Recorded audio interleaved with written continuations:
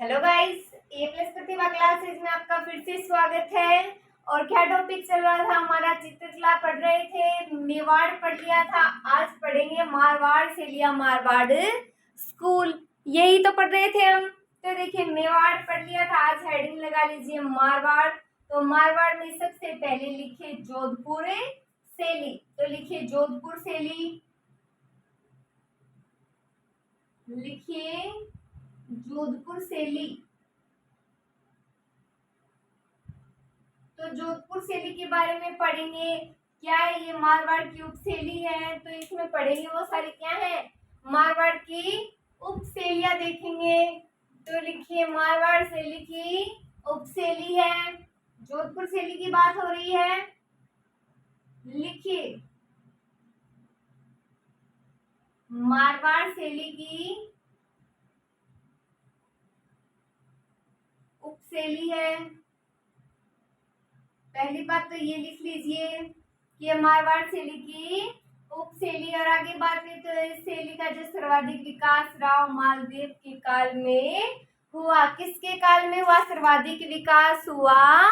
राव मालदेव के काल में। कौन था मालदेव? जोधपुर का शासक। तो लिख लीजिए बात, लिखिए सर्वाधिक विकास, आराम से लिखिए सर्वाधिक विकास, सर्वाधिक विकास। तो लिख लीजिए राव मालदेव के काल में, राव मालदेव के काल में, राव मालदेव के काल में हुआ। तो इसीलिए क्या कहा जाता है? मालदेव के काल को इस शैली का स्वर्ण काल कहा जाता है। लिख लीजिए मालदेव का काल, लिखिए मालदेव का काल, हसमत वाला बादशाह, मालदेव का काल। इस शैली का, इस शैली का स्वर्णकाल कहलाता है। स्वर्णकाल कहलाता है। किसका काल है? मालदेव के जो काल है मालदेव का, वो इस शैली का स्वर्णकाल कहलाता है। तो मुगल शैली से प्रभावित होकर ये शैली अपनी सत्ता खो बैठी। इस शैली पर मुगल शैली का प्रभाव मोटा राजा उदय सिंह के काल से प्रारंभ हुआ। तो ये बात नहीं लिखेंगे किस समय क्या खो बैठी क्या नहीं। तो ये लिख लीजिए मुगल शैली का प्रभाव मोटा राजा उदय सिंह के काल से प्रारंभ हुआ। इतनी बात लिखिए, लिखिए मुगल शैली का प्रभाव, लिखिए इस पर मुगल शैली का प्रभाव,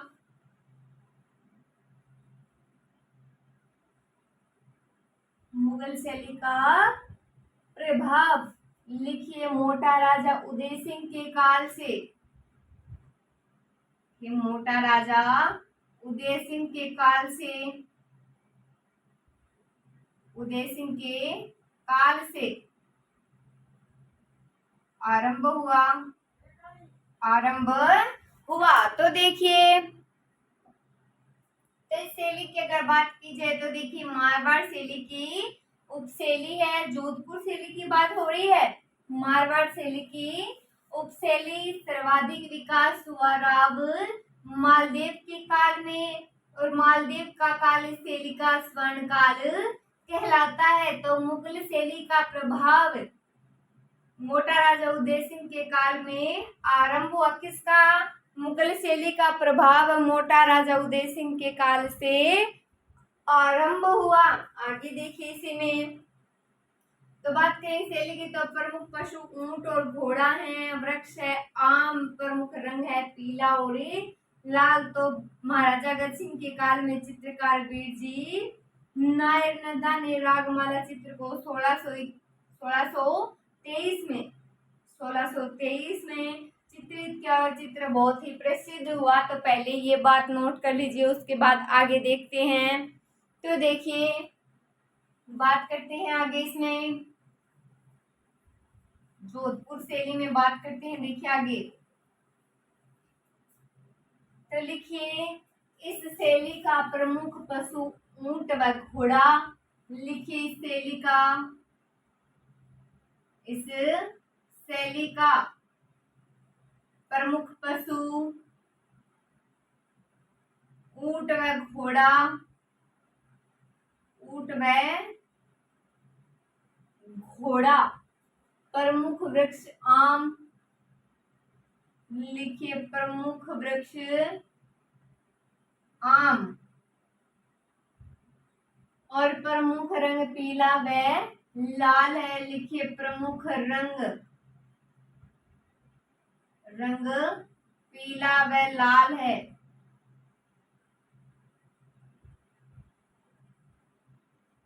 रिवाइज कीजिए एक बार इस लाइन को। तो इस शैली का प्रमुख पशु कौन सा है? प्रमुख पशु ऊंट और घोड़ा।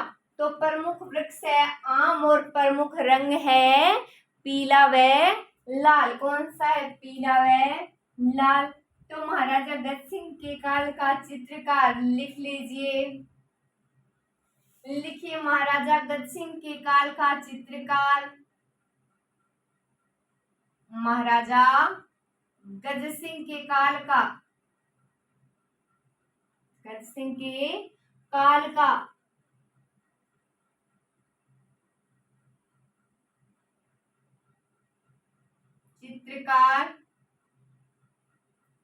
चित्रकार वीरजी नारियंदा। लिखिए वीरजी नारियंदा ने रागमाला चित्र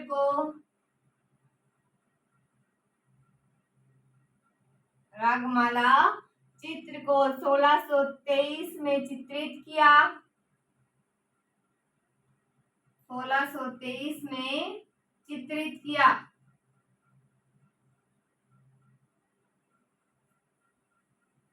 और यह चित्र बहुत ही प्रसिद्ध है। लिख लीजिए। और यह चित्र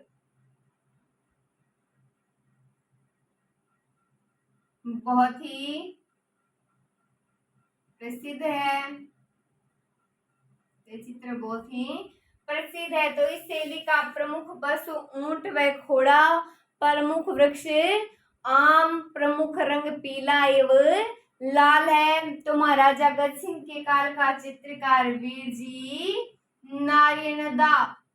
तो उन्होंने रागमाला चित्र को 1623 में चित्रित किया। और ये चित्रित किया हुआ जो इनका चित्र है वो काफी प्रसिद्ध है। तो देखिए अजीत सिंह के शासनकाल की बात करें तो जोधपुर शैली के सबसे अधिक सुंदर चित्र जो है चित्रित हुए।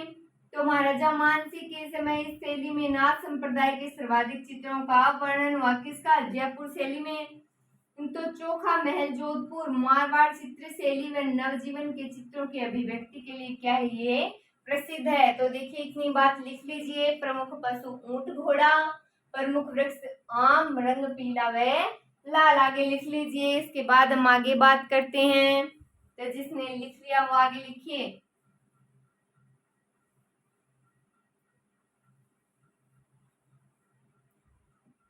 लिखिए आगे। अजीत सिंह के शासनकाल में जोधपुर शैली में। लिखिए अजीत सिंह के शासनकाल में। अजीत सिंह के शासनकाल में लिखिए क्या हुआ था? जोधपुर शैली के सबसे अधिक सुंदर जोधपुर शैली के सबसे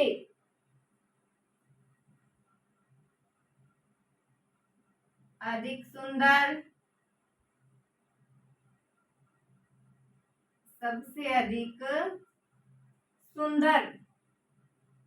चित्र चित्रित हुए। यह सुंदर प्राणवान चित्र चित्रित हुए।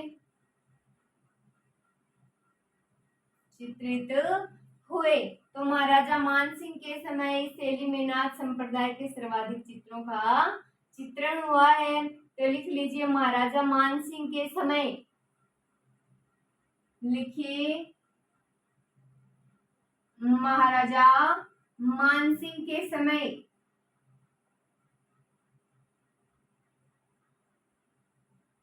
महाराजा मानसिंह के समय। लिखिए इस शैली जोधपुर शैली की बात हो रही है, तो लिखिए इस शैली में,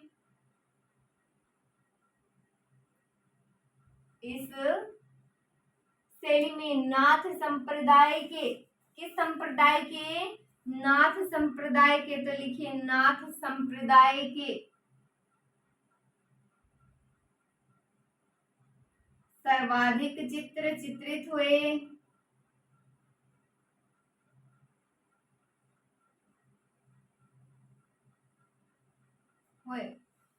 तो देखिए अजीत सिंह के शासनकाल में जोधपुर शैली के सबसे अधिक सुंदर एवं प्राणवान चित्र चित्रित हुए। महाराजा मानसिंह के समय इस शैली में नाथ संप्रदाय के सर्वाधिक चित्र चित्रित हुए। नोट कीजिए बात, के बाद आगे लिखते हैं। नोट कर लिए बात, तो आगे देखिए।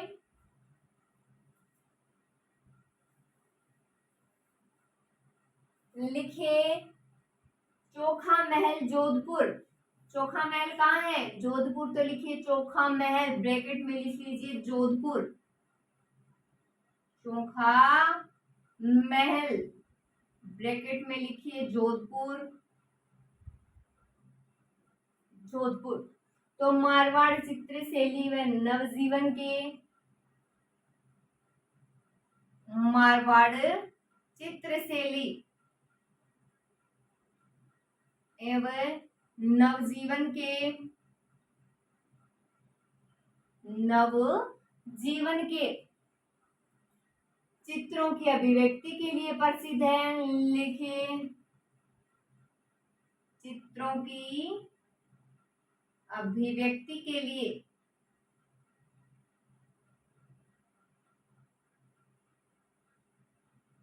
प्रसिद्ध है।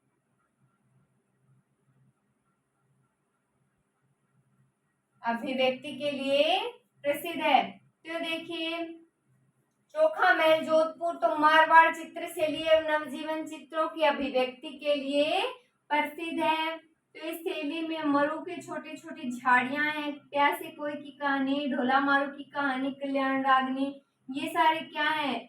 जैसे घोड़ेसवार पुरुष है, विद्युत रेखाओं से गोलेकार घने बादल हैं, ये सारे चित्र इसमें चित्रित है। तो पहले इतनी बात लिख लीजिए, चोखा महल जोधपुर मारवाड़ चित्र शैली एवं नवजीवन के चित्रों की अभिव्यक्ति के लिए प्रसिद्ध है। आगे देखिए, लिखिए इसके बाद आगे। तो लिखिए इस चित्र शैली में, इस चित्र शैली में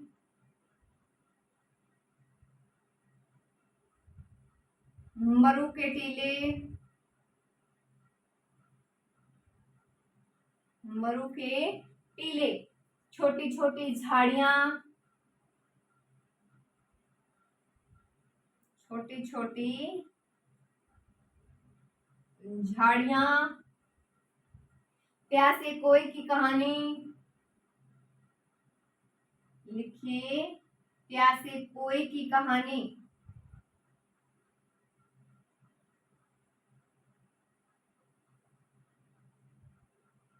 ढोला मारू की कहानी, ढोला मारू की कहानी, कल्याण रागिनी, कल्याण रागिनी, ऊंट, हिरण, चिकारे, लिखिए चिंकारे, चिकारे, ऊंट लिख लिया, और घोड़ों पर सवार पुरुष, लिखिए घोड़ों पर सवार पुरुष, और विद्युत रेखाओं सहित घने गोलाकार बादल लिखे। विद्युत रेखाओं सहित लिखिए, विद्युत रेखाओं सहित गोलाकार घने बादल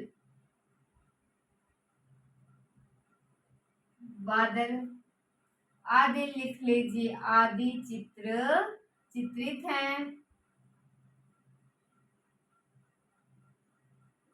तो देखिए जोधपुर शैली, तो इस शैली में मरु के टीले, कौन से, मरु यानी मरुस्थल के टीले, छोटी छोटी झाड़ियां, प्यासे कोई की कहानी, ढोला मारू की कहानी, कल्याण रागिनी, ऊंट,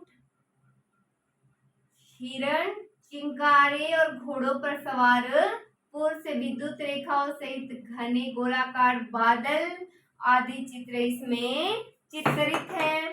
तो आगे देखिए, तो जोधपुर शैली के प्रमुख चित्रकार हैं, वो बात लिख लीजिए। तो लिखिए आगे,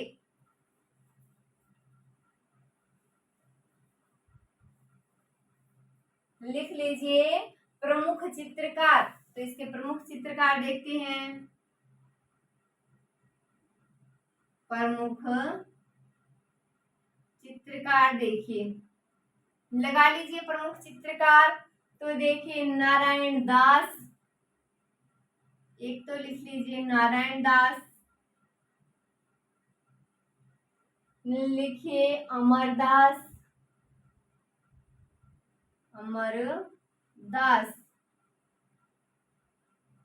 विशनदास,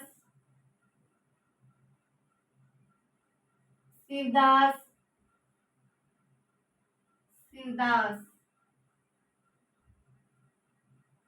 रतनजी भाटी,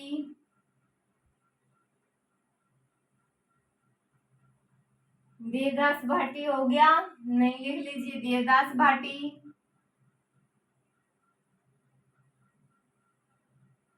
देवदास भाटी, छज्जू भाटी,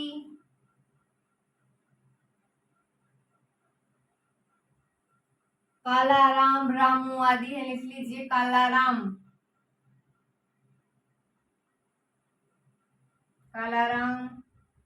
रामू है, जीतमल लिख लीजिए, आदि लिख लीजिए, जीतमल आदि। तो प्रमुख तो ये हैं। तो देखिए प्रमुख चित्रकार क्या नाम है, नारायण दास, अमरदास, विशनदास, शिवदास, रतनजी भाटी, देवदास भाटी, छज्जू भाटी, कालाराम, रामू, जीतमल, ये सारे क्या हैं, जोधपुर शैली के प्रमुख चित्रकार हैं। तो एक बार फिर से देखिए, नारायण दास, अमरदास, विशनदास, शिवदास, रतनजी भाटी, देवदास भाटी, छज्जू भाटी, कालाराम, रामू, जीतमल, ये सारे क्या हैं, जोधपुर शैली के प्रमुख चित्रकार हैं। अब लिख लीजिए आप बीकानेर शैली, लिखिए जोधपुर में लिखना है, ये मेवाड़ की जो पढ़ रहे हैं उसमें लिखना है। एक तो जोधपुर हो गया और आगे लिख लीजिए बीकानेर शैली।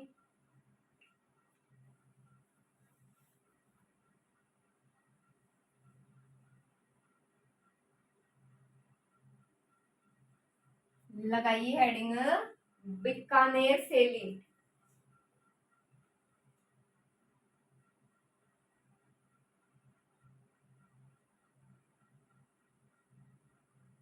बीकानेर शैली, तब बात करेंगे बीकानेर शैली की। बीकानेर शैली क्या है, तो ये मारवाड़ शैली की उपशैली है। सबसे पहले तो ये लिखिए मारवाड़ शैली की उपशैली है, मारवाड़ शैली की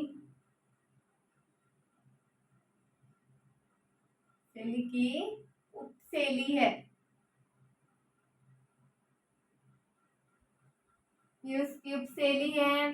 तो इस शैली का आरंभ जो है राय सिंह के समय चित्रित ग्रंथ जो है ना भगवत पुराण, तो इसके साथ ही हुआ है।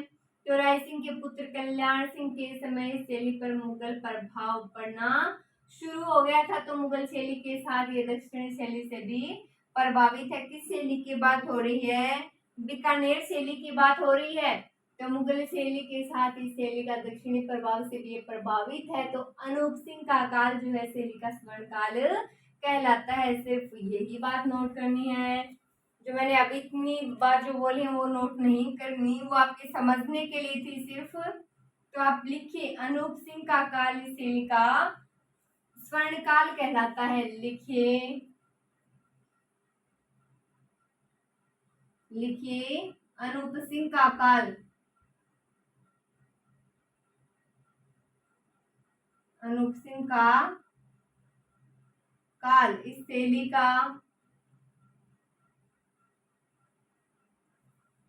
का स्वर्ण काल कहलाता है। स्वर्ण काल कहलाता है। तो बीकानेर के चित्रकारों की खास विशेषता, तो बीकानेर के चित्रकारों की एक खास विशेषता थी कि ये चित्रकार चित्रों के नीचे तिथि, नाम, ये सारी चीजें क्या है लिख दिया करते थे, अंकित कर दिया करते थे। इसलिए चित्रकार क्या कहलाए? उस्ताद कहलाए। लिख लीजिए, लिखिए बीकानेर के चित्रकारों की खास विशेषता यह है। क्या विशेषता है? तो वो लिखेंगे, लिखना स्टार्ट कीजिए। बीकानेर के चित्रकारों की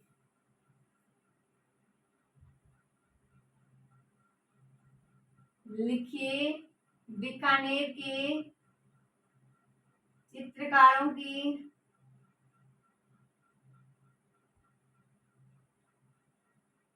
खास विशेषता यह है।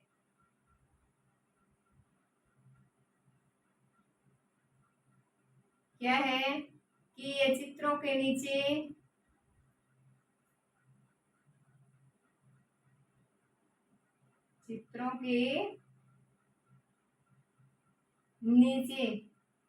तिथि एवं नाम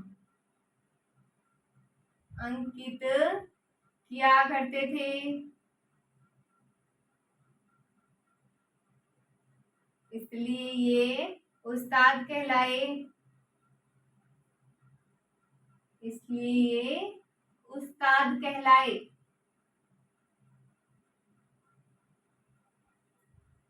फिर देखिए प्रमुख चित्रकार देखेंगे। पहले इतना देख लीजिए, मारवाड़ शैली की उपशैली है कौन सी? बीकानेर शैली की बात हो रही है। तो अनूप सिंह का काल इस शैली का स्वर्ण काल कहलाया।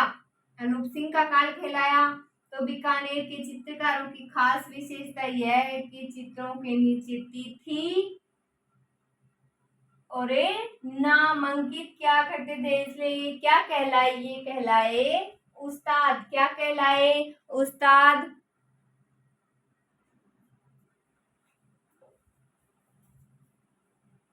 तो अब लिख लीजिए प्रमुख चित्रकार। लिखिए प्रमुख चित्रकार।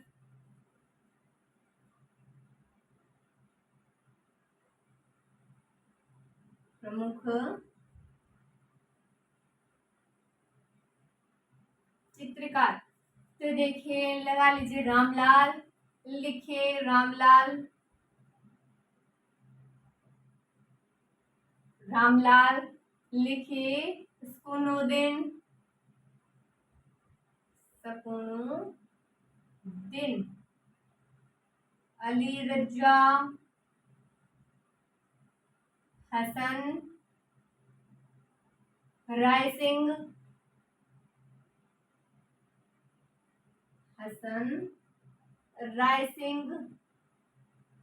रुकनुद्दीन शाह मोहम्मद, ये चित्रकार हैं प्रसिद्ध। लिख लीजिए शाह मोहम्मद। उस्ताद आसिर खान। लिखिए उस्ताद आसिर खान। आसिर खान। मुन्ना लाल मुकुंद आदि हैं। लिखिए मुन्ना लाल मुकुंद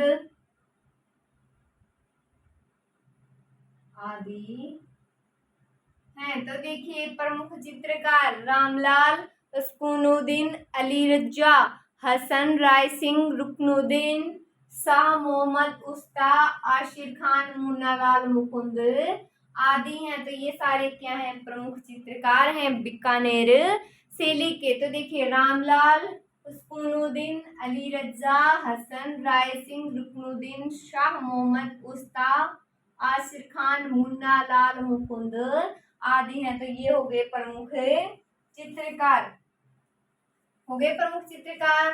तो आगे देखिए,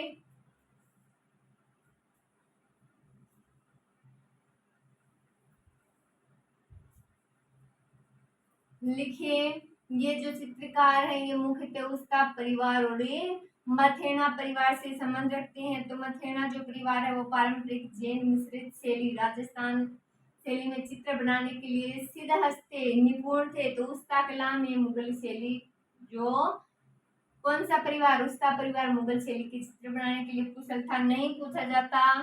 जो बात ही हमने लिख ली है प्रसिद्ध चित्रकार। अब लिख लीजिए शैली के चित्रित ग्रंथ, लिखिए इस शैली के चित्रित ग्रंथ, इस शैली के चित्रित ग्रंथ लिखिए बारहमासा, बारहमासा भगवत गीता, बारहमासा भगवत गीता, भगवत पुराण, राग रागिनी, लिखिए भगवत पुराण, भगवत पुराण, राग रागिनी,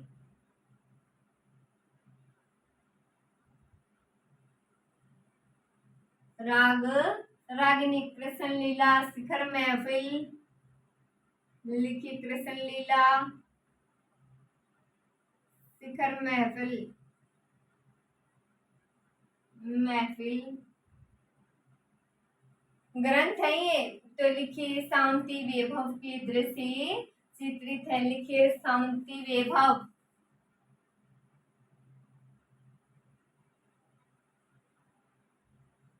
शांति वैभव के दृश्य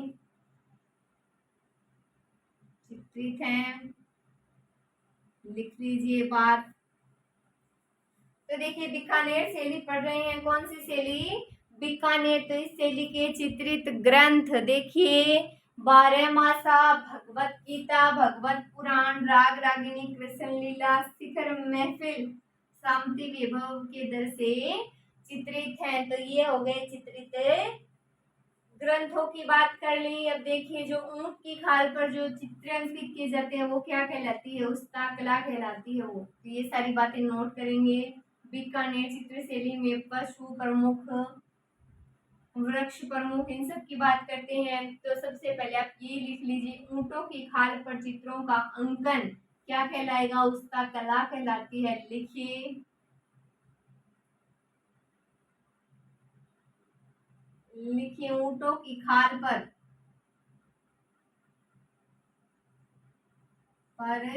चित्रों का अंकन, ऊंटों की खाल पर चित्रों का अंकन क्या कहलाती है, उसका कला। कौन सी कला, उसका कला। तो बीकानेर चित्र शैली में प्रमुख पशु, लिख लीजिए बीकानेर चित्र शैली के, लिखिए बीकानेर चित्र शैली के प्रमुख पशु,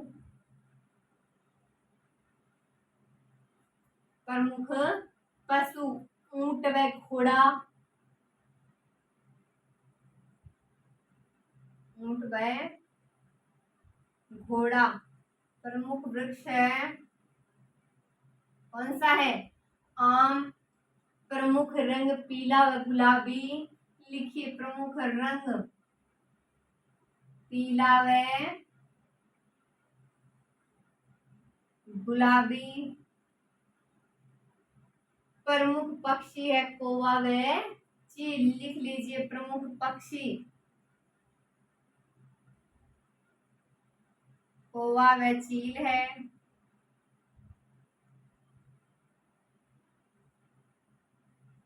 कौवा एवं चील है। तो सूक्ष्म, ये बात नोट लगाकर आप लिख लीजिए। पहले ये लिखिए, लिख लिया, साथ में रीडिंग लगाएंगे, फिर देखिए एक बार नोट लगाकर लिख लीजिए। आप लिख लीजिए सूक्ष्म आरेखन। लिखिए एक बार लाइन, सूक्ष्म आरेखन। सूक्ष्म आरेखन व मंद रंगाभास। मंद रंगाभास बीकानेर शैली की खास विशेषता है। लिखिए बीकानेर शैली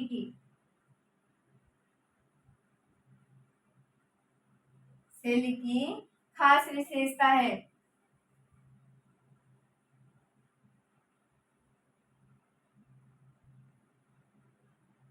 तो देखिए, ऊंटों की खाल पर, किन की खाल पर? ऊंटों की खाल पर चित्रों का अंकन क्या कहलाता है? उस्ता कला। कौन सी कला? उस्ता कला। तो बीकानेर चित्र शैली के प्रमुख पशु है ऊंट व घोड़ा। वृक्ष आम, रंग पीला व गुलाबी, और प्रमुख पक्षी कौवा व चील। प्रमुख पक्षी है कौवा व चील। तो नोट लगाकर लिख लीजिए, सूक्ष्म आरेखन व मंद रंगाभास बीकानेर शैली की खास विशेषता। किस शैली की? बीकानेर शैली की खास विशेषता है। तो आगे लिख लीजिए किशनगढ़ शैली। लिखिए किशनगढ़ शैली।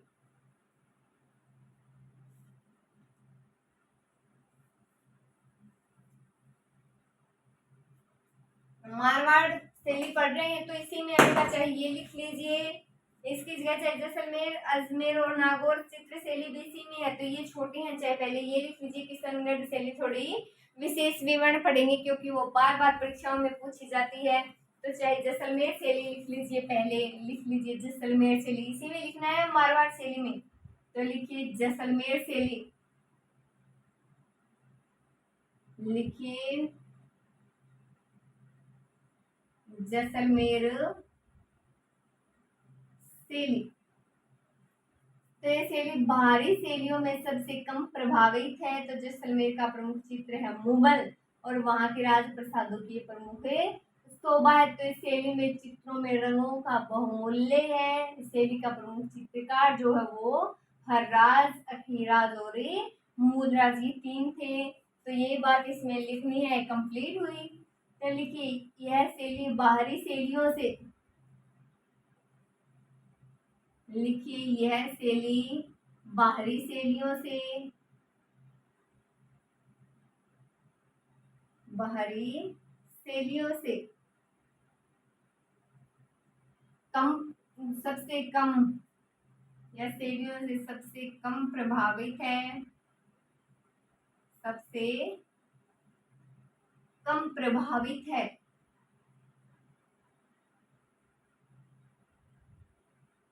प्रभावित हैं। तो जैसलमेर का प्रमुख चित्र मुगल है। लिख लीजिए जैसलमेर का प्रमुख चित्र,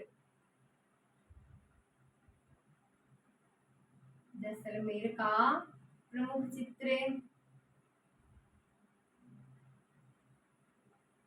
कौन सा है? लिखिए मुगल है। जो वहां की राजप्रसादों की प्रमुख शोभा है। लिख लीजिए जो वहां के राजप्रसादों की, भवनों की, वहां के राजप्रसादों की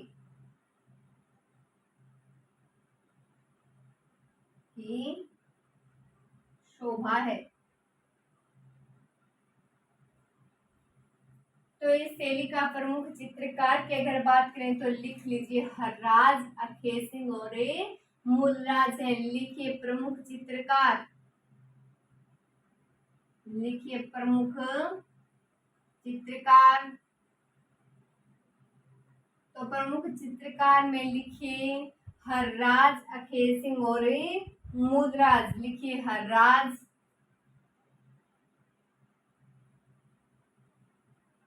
अखेसिंग और मूलराज तो पढ़ रहे हैं जैसलमेर शैली। तो देखिए जैसलमेर शैली तो यह शैली बाहरी शैलियों से सबसे कम प्रभावित है। तो जो बाहरी शैलियां हैं उससे कम प्रभावित है ये। तो जैसलमेर का प्रमुख चित्र है मूमल। कौन सा है प्रमुख चित्र? मूमल है, जो वहां की राजप्रसादों की शोभा है। तो प्रमुख चित्रकार है हर्राज, अखेय सिंह और मूलराज। लिख लीजिए हर्राज, अखेय सिंह और मूलराज। तो अब बात करते हैं अजमेर शैली के बारे में। लिख लीजिए अजमेर शैली। लिखिए अजमेर शैली।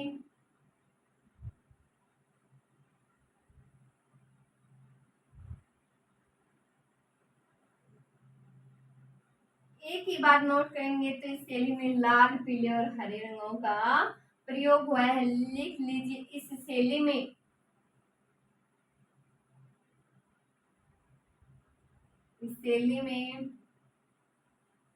लाल, पीले व हरे रंगों का प्रयोग हुआ है।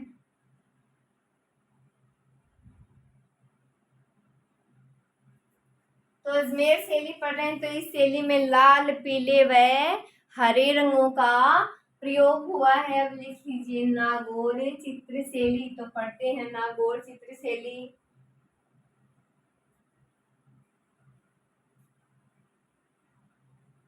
लिखिए नागौर चित्र शैली।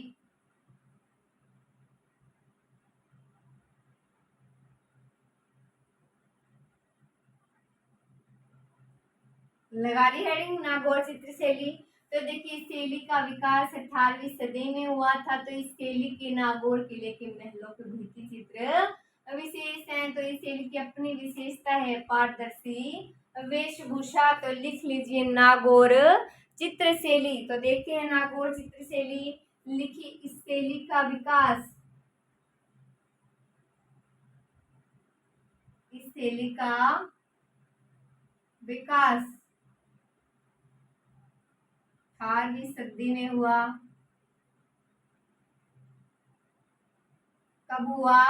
18वीं सदी में हुआ। तो इस शैली के नागौर किले के, लिखिए इस शैली के, लिखिए इस शैली के नागौर किले के, नागौर किले के महलों में भित्ति चित्र विशेष हैं। महलों में भित्ति चित्र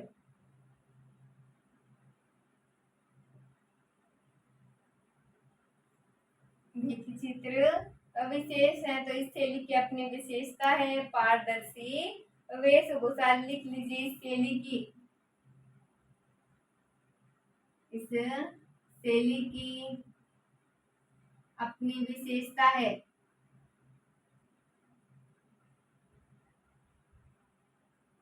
पारदर्शी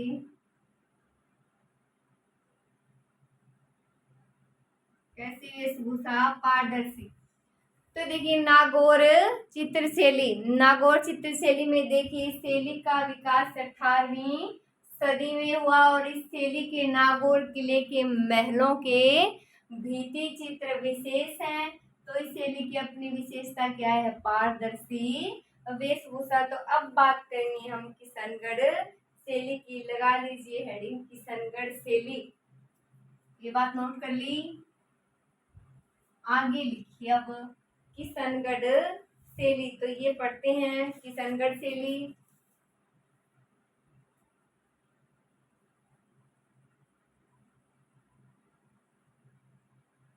लगाइए हेडिंग लगानी है आपको किशनगढ़ शैली। तो बात करते हैं किशनगढ़ शैली। तो किसकी उप शैली है? मारवाड़ की। तो ये शैली जो है कांगड़ा ब्रज शैली साहित्य से प्रभावित है और इसका उद्भव मानसिंह के समय हुआ था। सारी बातें नोट करेंगे। लिखिए, यह शैली,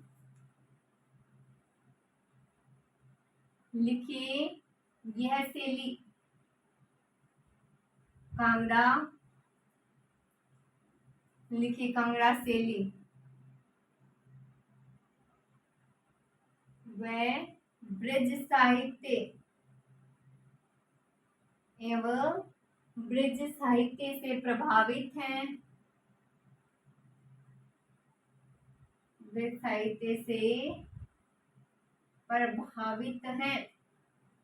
तो इस शैली का उद्भव मानसिंह के समय हुआ। लिखिए शैली का उद्भव, इस शैली का उद्भव मानसिंह के समय हुआ, मानसिंह के समय हुआ। तो यह शैली मारवाड़ शैली की उपशैली है। ये तो लिखा ही नहीं हमने, तो लिखिए यह शैली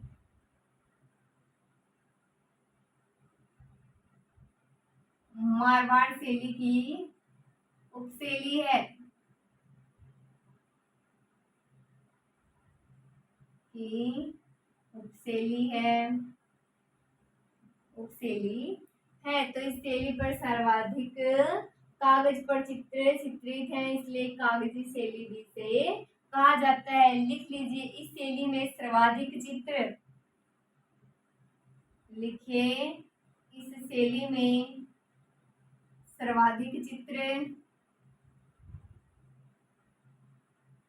सर्वाधिक चित्र कागज पर चित्रित हैं,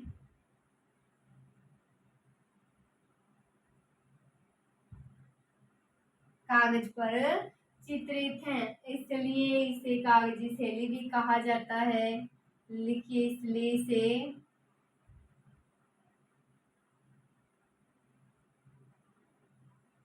कागजी शैली भी कहा जाता है, कागजी शैली भी कहा जाता है। तो देखिए इस शैली का सर्वाधिक जो विकास है सामंत सिंह या नागरीदास के काल में हुआ, ये बात आगे देखेंगे। तो देखिए यह शैली कांगड़ा शैली व ब्रज साहित्य से प्रभावित है। किससे प्रभावित है? तो कांगड़ा शैली व ब्रज साहित्य से प्रभावित है। तो इस शैली का उद्भव मानसिंह के समय हुआ। यह शैली मारवाड़ शैली की उपशैली है। कौन सी शैली की बात हो रही है? संगत शैली की। तो इस शैली में सर्वाधिक जो चित्र है वो किस पर अंकित है? कागज पर अंकित है। किस पर है? कागज पर चित्रित है, तो इसे कागजी शैली भी कहा जाता है। नोट कर ली ये बात। अब आगे लिखिए,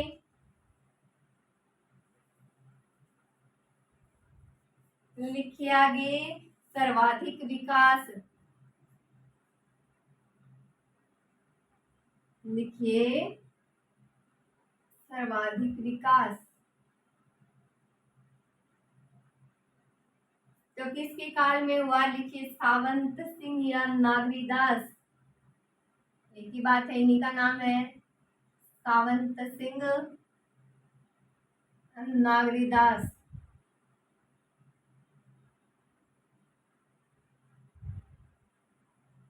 नागरीदास के काल में। तो सामंत सिंह एक अच्छा चित्रकार था और सामंत सिंह का वैष्णव धर्म में अटूट विश्वास था। जो सामंत सिंह है ना, भगवान श्री कृष्ण को मानता था और अटूट प्रेम में विश्वास करता था। कौन है? सामंत सिंह की बात हो रही है, सामंत सिंह। तो ये बात लिखिए, वो जो चाहे वो लिख सकता है। लिखिए सामंत सिंह समय एक अच्छा चित्रकार था, नहीं पूछा जाता, ये लिख लीजिए। सामंत सिंह का वैष्णव धर्म में अटूट विश्वास था। लिखिए सामंत सिंह का, सामंत सिंह का वैष्णव धर्म में, वैष्णव धर्म में अटूट विश्वास था।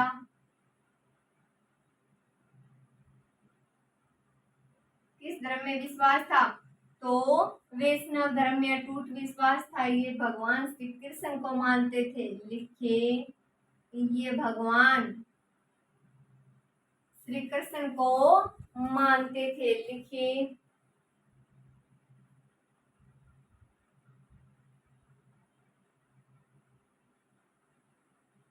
श्री कृष्ण को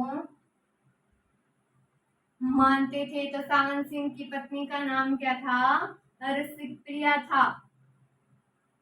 क्या था? रसिक प्रिया था। तो बड़ी छनी के बारे में आपने सुना है, आज मैं बताती हूँ आपको। तो वो बड़ी छनी होता क्या है? तो जो सावंत सिंह की पत्नी थी, किस धर्म में विश्वास करता था? ये वैष्णव धर्म में। और अटूट विश्वास किस पे करता था? तो ये भगवान श्री कृष्ण पे करता था। तो इनकी पत्नी जो थी ना, उनका नाम था रसिक प्रिया। क्या नाम था? रसिक प्रिया। तो जो सावंत सिंह के लिए हमेशा यानी सजी धजी, या राजस्थान की भाषा में बात की जाए तो बनी ठनी रहती थी। तो इसलिए ये ही बनी ठनी है। तो बनी ठनी भी से कहा जाता है। तो बनी ठनी के प्यार से अत्यधिक प्रभावित होकर सावंत सिंह ने जो चित्रकार मयूर धवज निहालचंद, कहाँ? दिल्ली से, तो दिल्ली में उनको बुलाकर बनी ठनी के अनेक चित्र चित्रित करवाए। बनी ठनी जो है वो राधा रानी के रूप में अंकित है। तो ये बात लिखेंगे। पहले आप इतना लिखिए, सर्वाधिक विकास सावंत सिंह या नागरीदास के काल में, और सावंत सिंह का वैष्णव धर्म में अटूट विश्वास था। ये भगवान श्री कृष्ण को मानते थे। तो लिखिए, ये बात नोट कर ली। तो आगे लिखिए, लिखिए सावंत सिंह की पत्नी का नाम। लिखिए, सावंत सिंह की पत्नी का नाम रसिक प्रिया था। रसिक प्रिया था। क्या नाम था? रसिक प्रिया था। जो सावंत सिंह के लिए, लिखिए, जो सावंत सिंह के लिए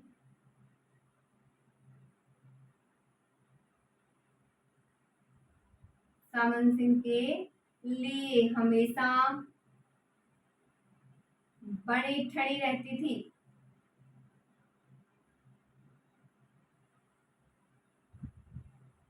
या सजी धजी रहती थी। कौन रहती थी? रसिक प्रिया रहती थी। तो इसलिए इसे बड़ी ठड़ी भी कहा जाता है। किशनगढ़ शैली की बात हो रही है, लिख लीजिए।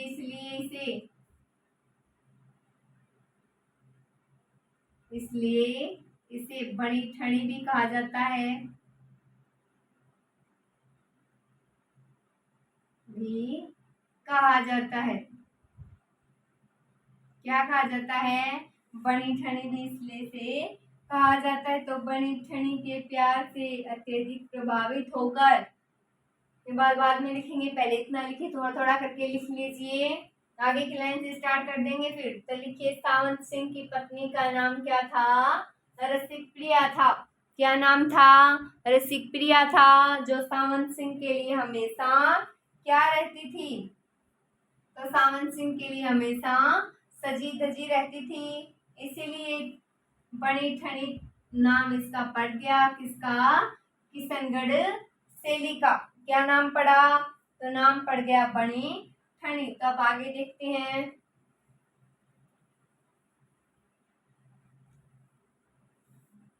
देखिए, लिख लीजिए, बनी ठनी के प्यार से अत्यधिक प्रभावित होकर। लिखिए, बनी ठनी के प्यार से अत्यधिक प्रभावित होकर, प्यार से अत्यधिक प्रभावित होकर, प्रभावित होकर लिखिए, सावंत सिंह ने चित्रकार, सावंत सिंह ने चित्रकार चित्रकार मयूर ध्वज निहालचंद। लिखिए निहालचंद। इनको बुलाया तो दिल्ली से हैं। इनको बुलाया और बुलाकर बनी ठनी के अनेक चित्र चित्रित करवाए। लिखिए बुलाकर बनी ठनी के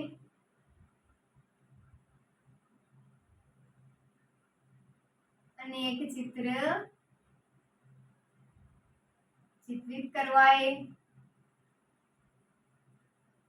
चित्र चित्रित करवाए और बनी ठनी को राधा के रूप में अंकित किया। ये भी लिख लीजिए। बनी ठनी को बनी ठनी को राधा के रूप में अंकित किया। राधा के रूप में अंकित किया।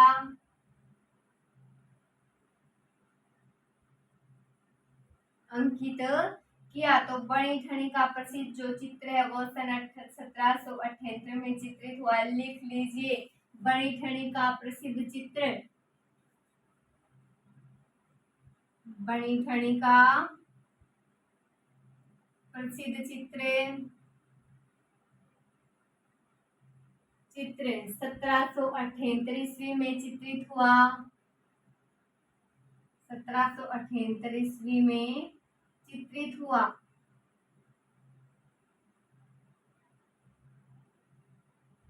तो इसकी लंबाई थी 48.8 सेंटीमीटर और चौड़ाई थी 36.6 सेमी। तो ये लिखना चाहो तो लिख सकती हो। लिख लीजिए इसकी लंबाई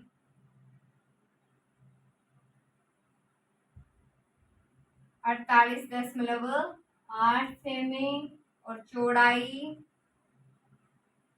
36.6 सेमी है। तो देखिए बनी ठनी के प्यार से अत्यधिक प्रभावित होकर, तो बनी ठनी के प्यार से अत्यधिक प्रभावित होकर सावंत सिंह ने चित्रकारी मयूर ध्वज निहालचंद को बुलाकर, कहाँ से बुलाया? दिल्ली से। तो बुलाकर बनी ठनी के अनेक चित्र चित्रित करवाए और बनी ठनी को राधा के रूप में अंकित किया। किसके रूप में अंकित किया?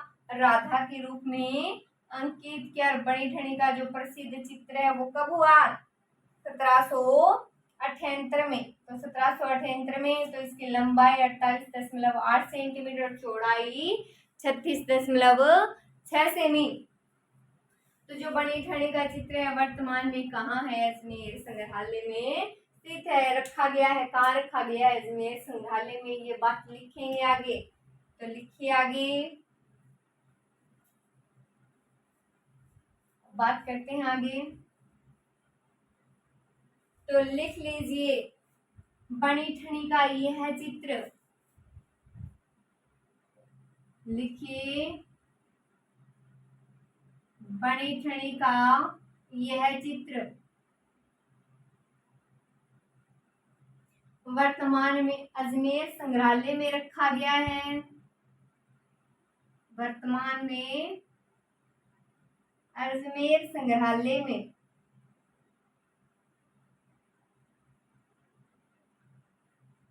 अजमेर संग्रहालय में रखा गया है। रखा गया है। तो इस चित्र की एक मौलिक प्रति अल्बर्ट हॉल में भी, अल्बर्ट हॉल पेरिस में भी है। यूरोप महाद्वीप की बात हो रही है। तो देखिए बनी ठनी का यह चित्र वर्तमान में, इतना लिख लीजिए, अजमेर संग्रहालय में रखा गया है। तो 5 मई 1973 को भारतीय डाक विभाग ने बनी ठनी पर 20 पैसे का डाक टिकट जारी किया था। तो लिखिए बात, लिखिए 5 मई 1973 को, 5 मई 1973 को भारतीय डाक विभाग ने, ये भारतीय डाक विभाग ने बनी ठनी पर 20 पैसे का,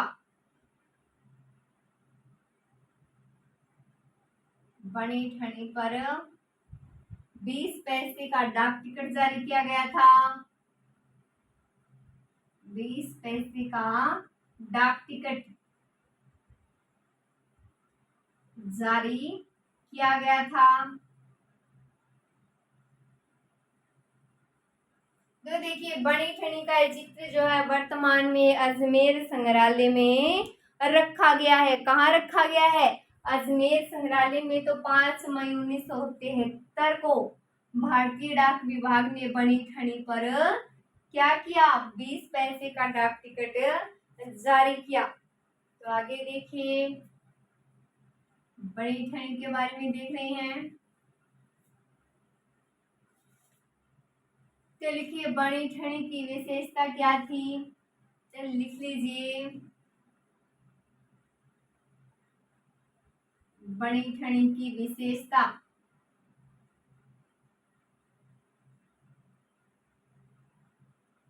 विशेषता देखिए पतली कमर, पतली कमर, लंबी गर्दन, कजरारे नैन,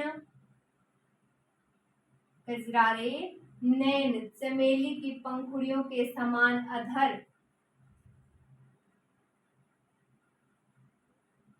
लिखिए पंखुड़ियों की,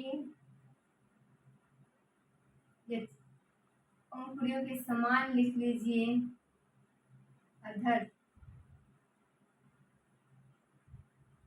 नुकीली नाक, लंबा चेहरा, विशेषताएं ये नुकीली नाक, लंबा चेहरा, कैसा चेहरा? लंबा चेहरा, हाथ में अर्धमुकुलित कमल कली व पारदर्शी वस्त्रों का समावेश है। तो इतना ही याद रख लीजिए, इतना ही पूछा जाता है, पूछा जाता है तो इतना ही पूछा जाएगा। तो देखिए किशनगढ़ शैली में जो प्रयुक्त महिला के नाक पर प्रमुख जो आभूषण होता है ना, तो वर्षी, वो है वस्त्री, जो आभूषण है वो किसका है? नाक का। तो ये बात लिख लीजिए। लिखिए किशनगढ़ शैली में प्रयुक्त महिला के नाक का, लिखिए किशनगढ़ शैली में प्रयुक्त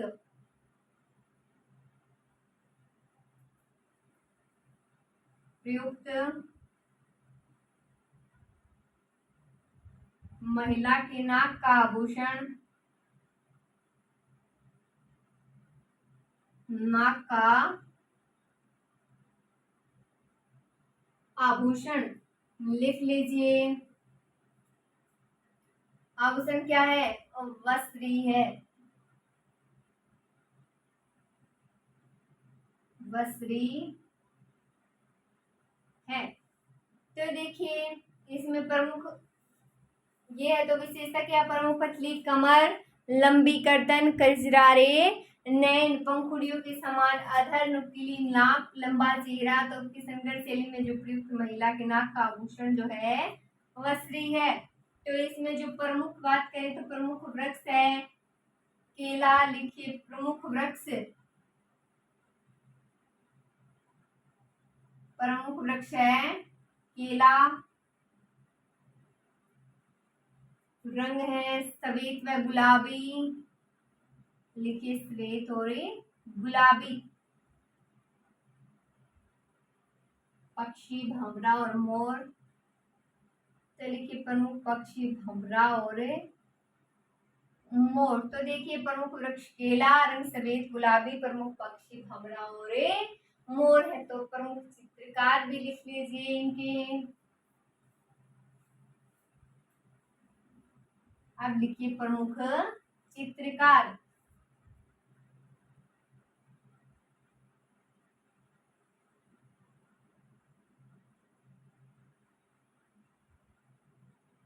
प्रमुख चित्रकार लिखिए सूरध्वज, मोरध्वज, सूरध्वज,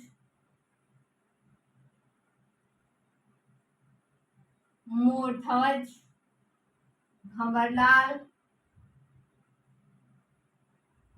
छोटू लाल,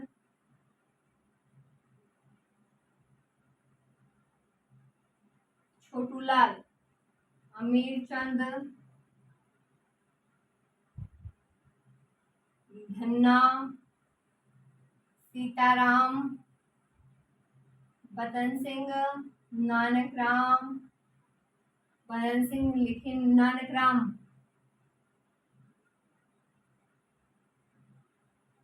साहिबा आदि लिख लीजिए। तो ये है प्रमुख प्रमुख चित्रकार। तो अमीर चंद द्वारा चित्रित ग्रंथ है चांदनी रात की संगोष्ठी। ये बात लिख लीजिए, अमीर चंद, ये लिख लीजिए, अमीर चंद द्वारा चित्रित ग्रंथ,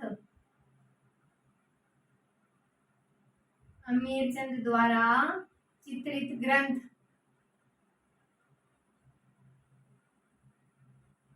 चित्रित ग्रंथ लिखिए चांदनी रात की संगोष्ठी।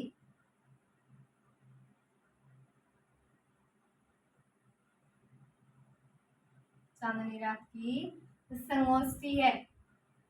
तो देखिए एरिन जो है, एरिन डिक्सन ने बनी ठनी को क्या कहा, बार्ट की मोनालिसा भी कहा है। तो देखिए प्रमुख चित्रकार देखिए सूरध्वज, मोर ध्वज, भंवरलाल, छोटू लाल, अमीर चंद, धन्ना, सीताराम, बदन सिंह, नानक राम, साहिबाई क्या है, प्रसिद्ध चित्रकार हैं। तो अमीर चंद द्वारा चित्रित ग्रंथ है चांदनी रात की संगोष्ठी। तो लिख लीजिए एरिक डिक्सन ने बनी ठनी को, पहले इतना लिखिए, उसके बाद लिखिए, तब लिखते हैं, लिखिए एरिक डिक्सन ने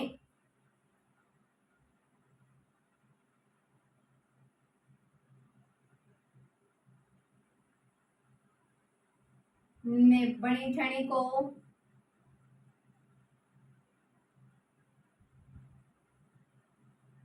भारत की मोनालिसा भी कहा है, मोनालिसा भी कहा है।